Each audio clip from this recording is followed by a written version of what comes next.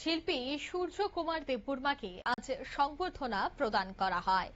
আজ সংবর্ধনা প্রদান করলেন বিজেপির রাজ্য সভাপতি অভিষেক দেবরায়। শিল্পী সূর্য কুমার দেববর্মা ওরফে, যাকে প্রত্যেকেই সদাগর বলে চেনে, ঐতিহ্যবাহী বাদ্যযন্ত্র চোং পেঙের সংরক্ষণ এবং প্রসারের জন্য। অন্যদিকে প্রধানমন্ত্রীকে ধন্যবাদ এবং কৃতজ্ঞতা প্রকাশ করেছেন মুখ্যমন্ত্রী। মূলত মুখ্যমন্ত্রী ডক্টর মানিক সাহা বলেন, প্রধানমন্ত্রী নরেন্দ্র মোদী তার মন কি বাত অনুষ্ঠানে ত্রিপুরার ঐতিহ্যবাহী বাদ্যযন্ত্র চোংপ্রেঙের সংরক্ষণ এবং প্রসারের সুরজ কুমার দেববর্মা তথা সদাগরের অনন্য উদ্যোগের বিশেষ উল্লেখ করেছেন। ভারতের সমৃদ্ধ সাংস্কৃতিক ঐতিহ্যের এক অনন্য নিদর্শন এই তিন তার বিশিষ্ট বাঁশের বাদ্যযন্ত্রটি ত্রিপুরার জনজাতি সমাজে অত্যন্ত জনপ্রিয়। এর সুমধুর সুর সরোদের সুরের সঙ্গে সাদৃশ্যপূর্ণ।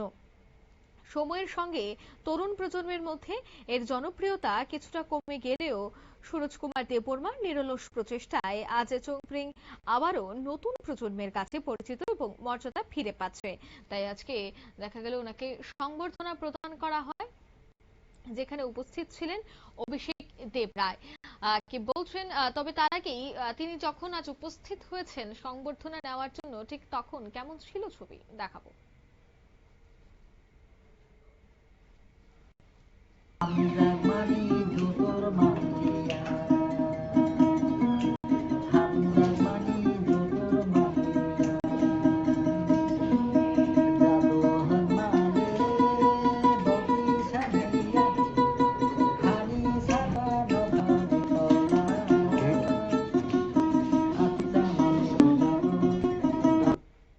আপনারা দেখলেন কত অসাধারণ সেই শিল্পী, বা তিনি যেভাবে এই বাদ্যযন্ত্রটি বাজালেন তাতে কিন্তু মুখরিত শুধুমাত্র রাজ্য নয় গোটা দেশ, কারণ প্রধানমন্ত্রীর মুখেও প্রশংসা কুড়িয়েছেন তিনি, আর তাতেই গোটা রাজ্য গর্বিত। অন্যদিকে অভিষেক দেবরায় তিনি কি বলছেন শোনাবো। দেখুন, হারিয়ে যাওয়া সংস্কৃতিকে পুনরুদ্ধার করা, এটা মোদিজি বারবারই বলে থাকেন এবং তার জন্য কাজও করছেন। এটার একটা প্রমাণ। তো চ্যাম্প্রেং যে বাদ্যযন্ত্রটা আছে, এটা হয়তোবা আমরা সেরকম ভাবে জানি না। গিটারের আগে গিটার ছিল না, এটাকেই ব্যবহার করা হতো গিটারের মতো করে। পরবর্তী সময়টা থেকে গিটারের রূপ দেওয়া হয়েছে। তো সূর্যকুমারজি এটাকে নিয়ে অনেক বছর যাবত নিজে এটাকে ছাড়েননি, এই বাদ্যযন্ত্রকে, এবং এটাকে প্রমোট করে গেছেন। তো সেটা আমাদের রাজ্যের মানুষ অনেকেই জানে না, কিন্তু দিল্লি থেকে মোদিজি সেটাকে অনুধাবন করতে পেরেছে। এরকম হারিয়ে যাওয়া বা মৃতপ্রায় অনেক কালচার আছে, যেগুলোকে মন কি বাতের মাধ্যমে মোদিজি খুঁজে বার করেছেন এবং সারা ভারতবর্ষের মানুষের সামনে তুলে ধরেছেন। আজকে এই বাদ্যযন্ত্র সারা ভারতবর্ষের সামনে তুলে ধরা হয়েছে এবং ওনার নাম সারা ভারতবর্ষের মানুষের সামনে তুলে ধরা হয়েছে, এবং এই বাদ্যযন্ত্রের পপুলারিটি কিন্তু এখন আরো বাড়বে। এবং এটা যে জনজাতি সমাজের যে কৃষ্টি সংস্কৃতি যেটা আছে এবং এই বাদ্যযন্ত্রকে ঘিরে যে ইতিহাস আছে, সেটা কিন্তু আর মুছবে না, আগামী দিন আরো এগোবে, এবং এখন থেকে এটা একটা নতুন রূপ বা নতুন গতি পাবে। এবং আমাদের সূর্যকুমারজিকেও আমরা ধন্যবাদ জানাই।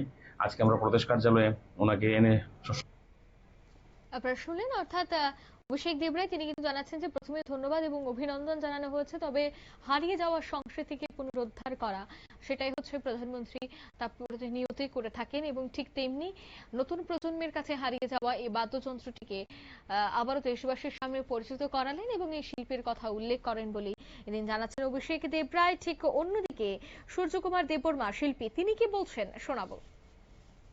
যে আমার নাম, আমার এলাকাতে লোক যারা, তারা আমাকে সদাগর নামে ডাক দিত, নাম এইভাবে কইরা নাম ডাক দিত। তবে আসল নাম হলো কাগজপত্রে সূর্যকুমার দেববর্মা। এই সূর্যকুমার দেববর্মা এখন বর্তমানে ভারতের প্রধানমন্ত্রী নরেন্দ্র মোদীজির তার মুখের বাণী দিয়ে এখন প্রকাশ করা হলো সূর্যকুমার দেববর্মার নামে। তাহলে আমার আর চিন্তার কারণ নাই, ভারতবাসী সবাই সূর্যকুমারকে চিনতে পারবো, এই আশা রেখে সমাপ্ত করলাম আমার বাণী।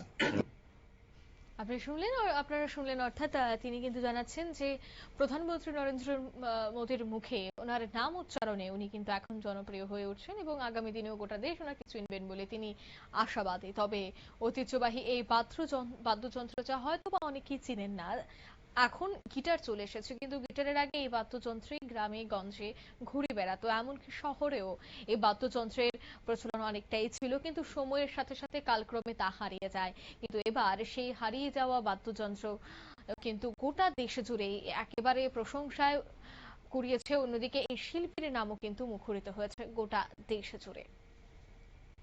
নিয়ে নিচ্ছি ছোট্ট একটি বিজ্ঞাপন বিরতি, সঙ্গে থাকুন।